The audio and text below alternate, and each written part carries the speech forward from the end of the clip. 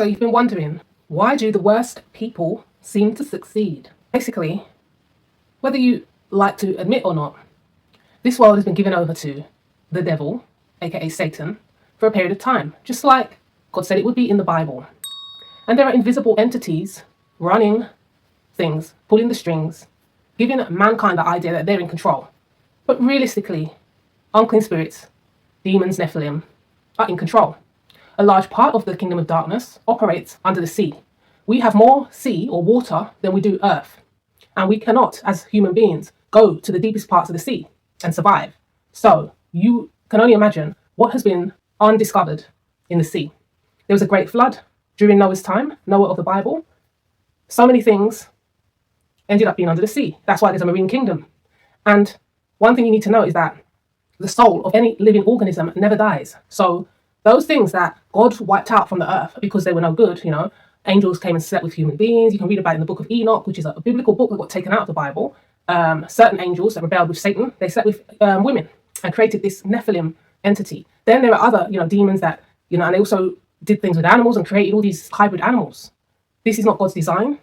So a flood came, but those souls still exist. And for a time, they are running the scene, running things behind the scenes. Even if people do not know that they are being used by the kingdom of darkness, a lot of people are. So being an atheist doesn't protect you. It will not protect you because even scientifically, it's been proven that we have, the average person, more than 12,000 thoughts a day, and that more than 80% of those thoughts are negative. That's because a lot of our thoughts are not our own. Don't expect unclean spirits, demons that are always around us, trying to influence us. Don't expect them to sound like Gollum or Voldemort or Darth Vader. You are hearing what sounds like your own thoughts all throughout the day, but not all of those thoughts are really coming from yourself. So you have to be able to decipher what's good and what's bad. Some people literally obey every thought that comes into their mind. Some people lack empathy. Those that are pretty wicked, leaning into wickedness, leaning towards Satan and Satanism. Those types of people, they have less empathy. They do not critically think as much. They are more selfish. They feel more entitled. They lean more into pride and ego. And so, of course, if you are that way, you're more likely to succeed because you are willing to do whatever it takes to succeed. Whereas someone like me, a chosen one, someone with deep empathy, lots of empathy, intuition, a connection to God, will not be able to do absolutely whatever it takes to succeed. I'll give you some examples from my own life. Throughout my life, I have been working in the entertainment industry, and there were competitions and things that I should have won, which I didn't win. And you want to know why? Because there were men who were running the show for these competitions who were interested in me. They fancied me, and because I was not entertaining their interest, I didn't put on the charm. I didn't become a manipulator. Other women were willing to do whatever it took.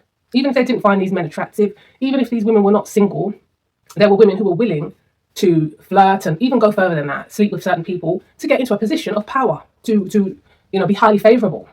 And so because I wasn't very professional, these people, their desire for me turned into hate. And they decided to make up in their mind that I was a bitch. They decided to make up in their mind that I was unfriendly because these were men that were very insecure. They didn't come and approach me properly, confidently. They felt that they had power because they allowed me to be in whatever show or competition. But my talent is what got me through the door. They don't want to admit to that. They want to feel that they run the show. They pull the strings concerning me. And this can happen in any profession where there is someone with a fragile ego who wants to feel in control. And someone who just wants to succeed will be able to use that, manipulate that person to get the success that they desire. And then when it comes time to discard that person in whichever way, they have no problem cutting that person out of their life, discarding that person and moving on, rinse and repeat, and doing the same thing somewhere else again. So there are also many people in the world who secretly work with the marine kingdom, with demons, secretly set up altars to lesser gods, fallen angels and false gods that can, to some extent, provide them with success, money, whatever it is that they want in this realm, in this earth. And the thing about it is that 9 out of 10 witches or warlocks, 9 out of 10 people worshipping false gods aren't going to tell you that, because part of the kingdom of darkness is that you don't let your right hand know what your left hand is going to do. You do things in the dark, in secret, behind people's back. You're not meant to openly tell the world or show the world what you do. So you will have people lying and gaslighting, seeming to be charming or hardworking, writing books, telling you that it's all about hard work and belief. And these people secretly tap into some demon somewhere and channel and get ideas and get insight into what to move, what to do and when, because the kingdom of darkness pulls the strings in this world. So when it comes to a certain phase in society, for example, there was the time where there was no super fast internet. Something else was trending at that time. MTV was more successful. The music charts were more successful. It wasn't about downloads. It wasn't about Spotify. It wasn't about digital views online. There used to be record shops. It was about CD sales, physical CD sales. That time is gone. The kingdom of darkness, pulling the strings, will be able to tell a person when to move, where to move, how to move to get proper success. We, the rest of us, doing things blind, hoping and guessing that what we do will work.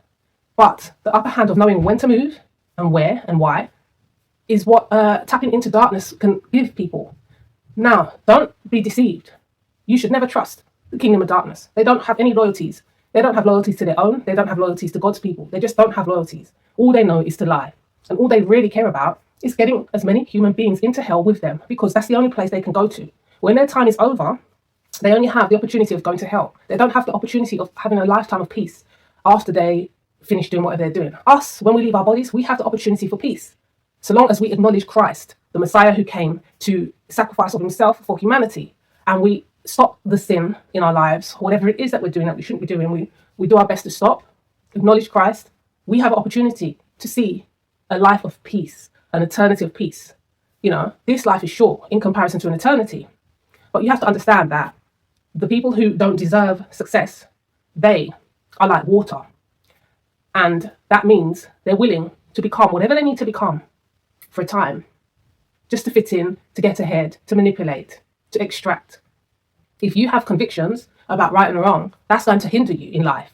If you have morals, standards, if you think that you should treat others the way you want to be treated, you can only go so far. I'm speaking from experience. There have been times that I've been propositioned, that there have been ultimatums that I didn't want to divulge into, that I didn't want to agree with. And so it did hold me back. And for a period of time, I kept striving, thinking that my talent and my belief in myself will get me ahead. But I would always only get close, but only so close.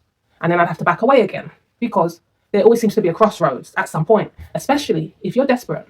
People and the unclean spirits, the invisible powers that be, can sense your desperation, and they will use that. They get off on seeing just how far you're willing to degrade yourself, just how far you're willing to go for success. It can happen even in a humble job, some lowly, humble job where a person has secretly slept with someone or whatever it is that they've done to get that position over someone else. Certain people who aren't nice, seem cold, seem manipulative, seem fake, seem spiteful, treacherous, succeed.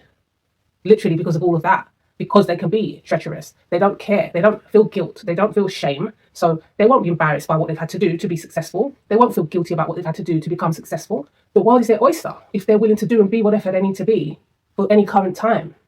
If you're authentic and you have a specific way about you that you're not willing to compromise, it can potentially hold you back in life.